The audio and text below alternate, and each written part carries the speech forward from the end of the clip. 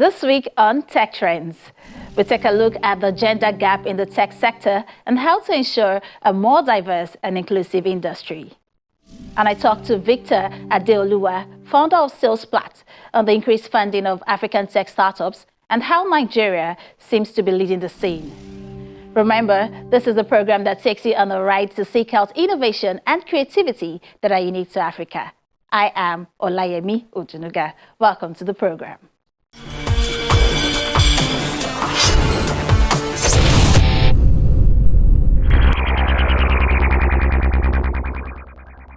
We cannot solve the STEM gender gap without solving it for millennials. They are first digital natives and they're willing to learn quickly.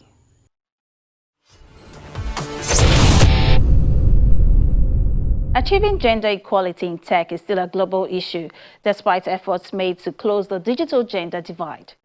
Women are underrepresented, and this gap poses a significant challenge to the growth of the industry. In this next report, we talk to some leading women in tech about the underlying barriers and how to create more opportunities for women in the sector.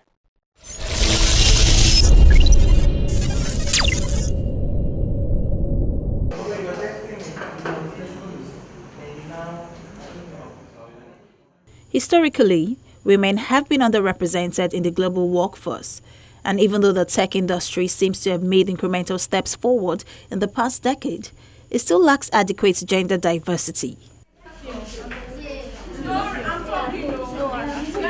A Gender at Work report by the World Bank states that women are less present in many high-growth fields like science, technology, and engineering, which are important to countries' innovation, connectedness, and competitiveness in global markets.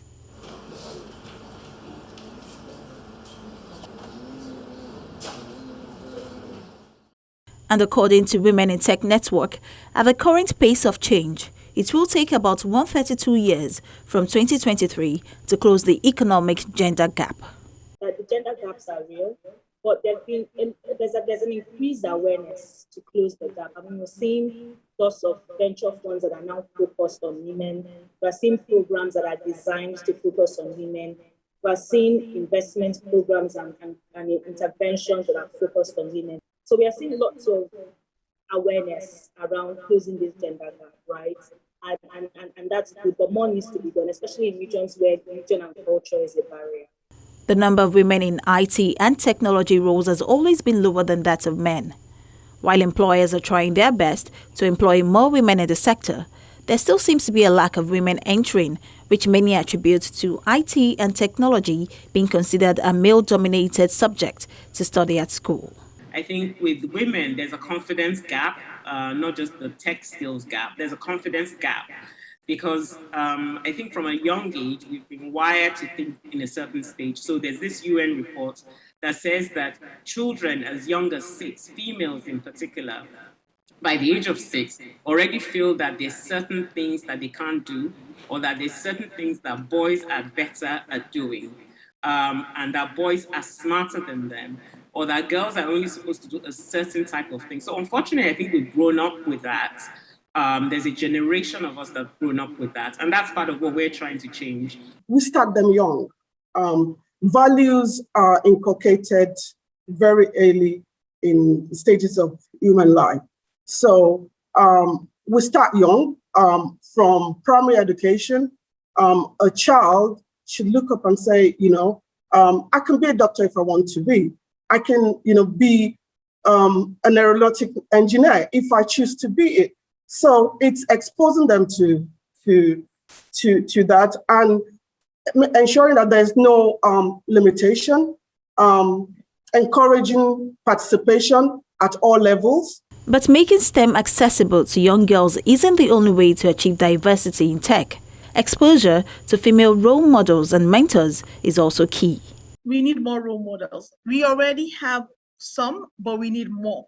When people immediately think of tech, whether it's globally, whether it's locally, they immediately start reading out all the men, or people talk about Mark Zuckerberg, people talk about Larry Page. They rarely ever mention women. So we need more role models. The good thing in Nigeria is that we're increasingly having some, but we need more. And we need these role models to start from a very early age, from when they're in nursery school, when they're in primary school. I mean, I was taught programming, and they never mentioned that the first programmer was actually a woman, Ada Lovelace. They talked more about the men. So we need more role models. I think that would be the first thing that we'll do. Because when you think of when people, take careers, they do it because of a role model. People want to be like Oprah.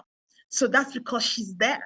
So we need more of those kind of role models across board. We need the stories to be told a bit more of what women are doing in tech, and not just have one bias. So when people talk about tech, they always talk about programming, but there are a lot of women that are in the tech space that are not programmers. They're doing different things. When it comes to female representation amongst funded ventures, the numbers are still very low. According to the 2022 annual African Tech Startups Funding Report released by Disrupt Africa, just 20.2% of 633 funded ventures in 2022 had a female founder. But that's just one of the many challenges that comes with being a female founder in tech. A lot of money from angel investors, from VCs, are mainly going to the male. It's said that less than 5%, come to women, which also means that a lot of more successful ventures are male. There's also the issue of how many CEOs are women that have gone ahead and raised funds. I read a report, and it says, statistics-wise, for every female founder that was funded, on each dollar, they were returning 70 cents on each dollar invested in a female founder, whilst their male counterparts were returning 40%. Now, do the maths. It tells you that the money ought to be with the female founders, because, that is, when we do as women, you put in all passion, expertise, competence, all of that goes into, and we're very focused. So that just tells you that that's where money should be going. And the story needs to change in the funding, in the startup funding space, because the bias is still there. We hope it catches on soon, and investors begin to see female founders as where their money is safe, where the money will be grown. So many factors are responsible for the lack of representation of women in the tech industry. Another challenge women face is unconscious bias. In the early days, I used to get emails from people, and they would say, "Oh, dear Mr. Adidiji," because the assumption was, because it was a sort of STEM-based, tech-based company, that the head or the co-founder of the company was male. And I used to allow that until I sat back and I thought about it, and I thought, no, let's be more visible. Let my work be visible, but I also need to be visible for a variety of reasons, to highlight women in this space, and principally for me to be a role model to other females and even young girls that are coming up.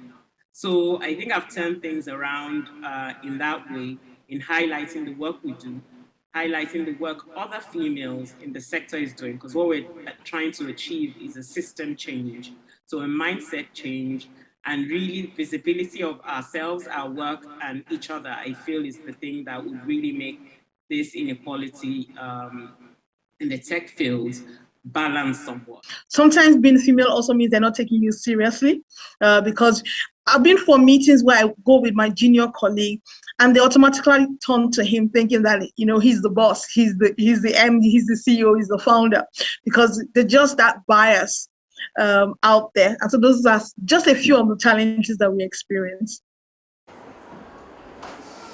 Despite these challenges, there are opportunities for change. So, how do we solve the issue of the lack of diversity in tech? I think, yes, we need to make policies and programs that are gender inclusive in terms of actually attracting females. I think a lot of females want to see representation. So the more females are in tech and speak up about it, the better. A lot of females think, oh, it's just coding I'm going to do. That's not necessarily the case. But I beg to differ. I think a lot of women are coming forward and playing in the tech space, and we just need to make sure that we are, we're ready to include them, and we show representation that if I can do it, you can do it as well. I think that role model is the number one thing I would say. The second thing I would say that can change that is also to have policies, to be honest. Just the same way it's now being composed, there's a lot of diversity, equity, and inclusion. I think it's something that we need to push for in the space. Let's have a quota system. Increasing they are saying have women on your boards, they have women in your management team. I'm saying the same for tech. Let there be quotas, and that comes from government. Just the same way we want government to have quotas in terms of how many positions should be held by women in politics. I think the same thing needs to happen in tech. And the same thing with funds. We need more funds now focused on female founders. We have a number of these that have started, which is good. But I think if it becomes something that every VC, every angel investor knows that a percentage of whatever amount they give needs to be given to female founders, then it will help to promote that. It would help to create more success stories. So I think having those policies, having those quotas, that promote that would be the way to go. The gender gap in tech is a significant issue, but one that can be addressed through awareness, education, and action. While there has been some progress in leveling the playing field for women in the sector, more effort is needed to ensure that the tech industry is more diverse, inclusive, and innovative.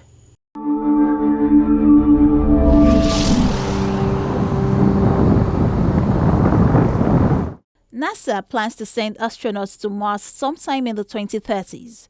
But before takeoff, the space agency will observe the effects of a 4-person crew staying in a simulated Mars habitat for about 1 year.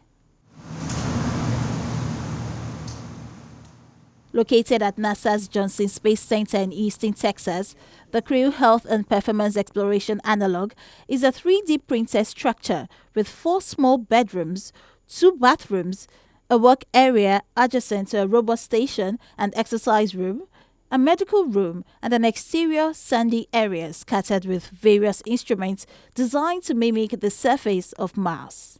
PIA was developed as a 1-year Mars surface simulation with the intent that we can have crew in isolation and confinement with Mars realistic restrictions, and we can really start to understand how those restrictions are associated with their health and performance over that year. One of those restrictions will be a limited amount of water. The space even has a crop area where the crew will grow leafy greens and vegetables for food. NASA plans to announce the 4 astronauts-like people chosen to make up the crew that will be staying at Chapia for 1 year starting this summer. Given the vast distance of Mars from Earth in comparison to the Moon, Susan Bell, NASA's lead at the Behavioral Health and Performance Laboratory, says the mental health and social dynamics of the crew will be evaluated. Besides the isolation, confinement, and the sheer distance, would be things like being able to get along. So when you're in a small habitat with, 3 other people, that can wear on you over time. And we have different experiments and what we call analogs like this that have been for shorter durations. There's been a handful that have gone over a year. According to Douglas, the 3D printed construction of the Mars habitat is a building process NASA plans to explore for space infrastructure. We also have a room over here set up where the crew member who is responsible for helping the crew member on the extravehicular activity would sit. There's a robot device that is basically going to be one of the measures for cognition, and it simulates the Canada arm on the International Space Station. So it simulates that use. So the habitat was 3D printed. That is one of the technologies that NASA is looking at as a potential to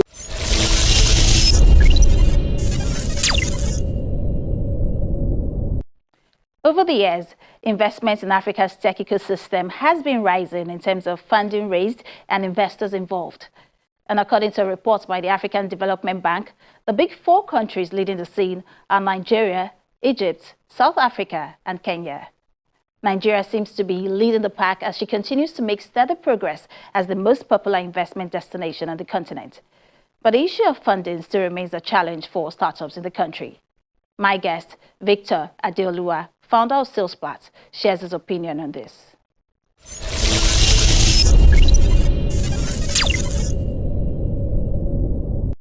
would you say African startups fared in the past year when compared with their global counterparts? So I think there's a general global recession that is going on, and we've had let's say Pan-African challenge, at the same time a global challenge in terms of fundraising. And if you check Africa-wide generally, we have a large percentage, drop, about 31% drop compared to last year, 2022. And if you also check globally, there's actually a very much drop in investment. And that is basically because there's more like a global recession that's going on. So in comparison, I would say that generally and globally, there's huge reduction. Nigeria itself has literally, let's say, suffered more because we've had very large decline in comparison between what we have this year and last year. In fact, Disrupt Africa certainly mentioned that we've had about 50-something%, reduction. So I would want to say that overall, we are not faring good as far as Africa is concerned, but globally as well, it's a general, event that is ongoing. I think there is a kind of market correction that is happening after the whole cryptocurrency and some other major, surge up in investment, and that correction is still going to be most likely for the end of the year for the meantime. Now, Nigeria seems to be the leading pack as the tech startup investment destination on the continent. We've attracted the largest funds, especially the fintech sector. What makes us stand out? Nigeria has a very, let's say, a very much better position to raise more investment for various reasons. We have a large market, even though there's a very huge, controversy around what is the volume of people that are actually buying customers, in Nigeria relative to the wealth or poverty level or relative to the middle class and all that. But on a general note, you would want to take a look at the fact that we have indigenous innovations. We have a larger volume of startups that are really solving problems. And I would say that maybe because there is still a lot of things to solve. So if you take a look at the fact that fintech is the one that the fintech industry is one that has been taking much more of this funding, you can say that because payment problem is still a huge one in Nigeria compared to maybe other African countries, relative to our numbers, relative to maybe the kind of global remittances and all that is coming around, we still see that there's still a lot of need, in Nigeria. That may be the reason why we're having more indigenous solutions that are also taking this investment. But the buying market also is one major reason. But more importantly, I think we're having a larger volume of tech talent. We're having a larger level of, let's say, tech labor capital relatively compared to other, let's say, countries on the continent. Those are some of the factors that we can say are, contributing to why, Nigeria is taking a huge volume of investment. But on the other side of things would be that the innovations that are coming out of there are really targeting, let's say, Pan-African operation.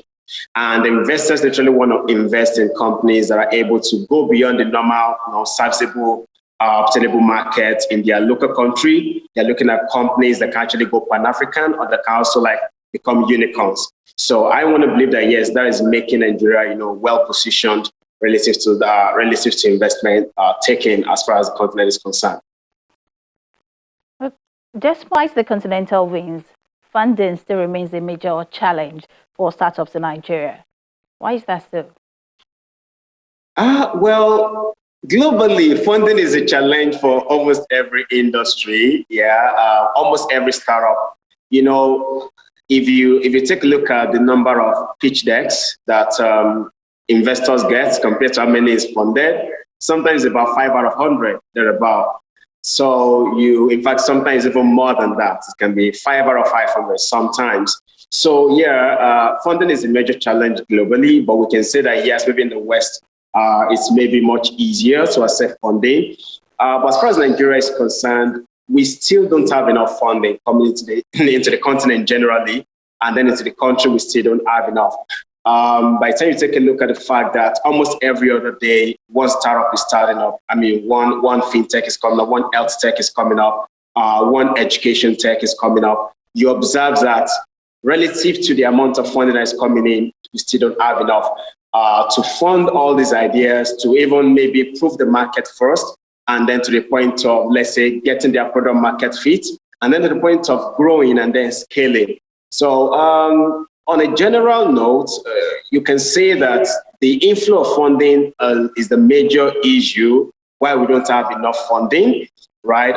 And that is not just peculiar to Nigeria alone, that's actually across Africa. If you take a look at your funding we're saying Africa got last year, it's still not up to 20% of the global, funding. So funding is a major challenge on a general note, but as far as Nigeria is concerned, we need to be able to raise more capital. We need to be able to have more either angel investor pools, either having, let's say, much more venture capital that are homegrown, that can believe in our solutions and have them, rising up the more. But generally, a lot of those challenges are basically because there is not enough, not because we don't have enough indigenous solutions, not because we don't have enough maybe founders, not because we don't even have enough market as it were. Basically, it's, let's say, low level of capital available to the continent generally. Now let's take a look at gender bias in the tech sector. How come female-founded startups don't get as much funding as those startups founded by the male? The challenge here is still, let's say, going back to the roots of some of things that has to be dealt with. We still have, unfortunately, the bias, around. I mean, if you take a look at even the funding that's been recorded this year so far across Africa, you still see that the male co-founded companies got more investment, and you see that the female founders actually also, co-founded companies actually also got more investment. Those that have free co-founders actually got more investment as well. But the female-led brands or companies had the least level of funding when we're doing the gender comparison. Generally in Africa, it's still around the bias of, are women in quotes, able to lead? And I feel that, over the years, women have proven that they can do this. They can even do it better, or let's say relatively better. I think it's just about many investors coming to realize that they have this sentimental bias around female-led brand. A brand was still, Fairs Logistics was still raised $1 million, recently led by Ventures Platform, as announced, some weeks ago. He's a founder that I know personally, does an amazing job at what she does. We still have Shortlast, female-led as well. Damilola recently raised, $4 million, well announced as well. These are doers, these are movers, and they are women. But, investors have to come to believe more in them. And then say, it's not even just about giving them a chance, because they're actually equal in terms of raising and building these businesses. So, but it's basically about the bias, not because they're not doing it enough. And I think some work is going on that. We're having more female-focused investment brands or companies or venture funds rising. We're having more of that rising. But I feel that, yes, if companies or investors can start having some ratio, that will actually ensure that there is no bias and everybody has a chance at the table when it comes to investment deal. But yeah, the challenge is not from the women, it's basically from the bias that Africans generally are having towards female-led companies. Thank you so much for joining us at Tech Trends. It was such a pleasure having you on the program. Thank you so much. Thanks so much.